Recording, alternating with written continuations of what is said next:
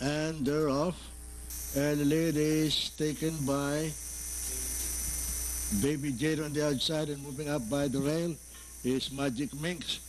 It's Magic Minx in the lead, followed by Baby Jade, also approved running in third, and Marnelli running in fourth, and bringing up the rail is Cabazona.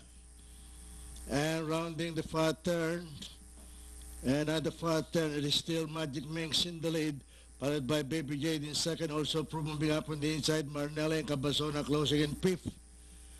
The last bend for home, it is still Magic Minx in the lead, followed by Baby Jade, and also approved moving up on the inside.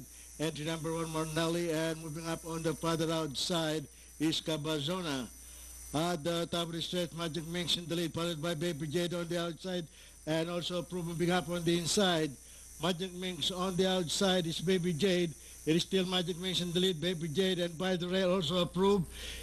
The lead is taken over now by entry number 4 on the outside, and that is Baby Jade. And finally, at the payoff line, the lead is taken over once again by entry number 2, and that is Magic Minx.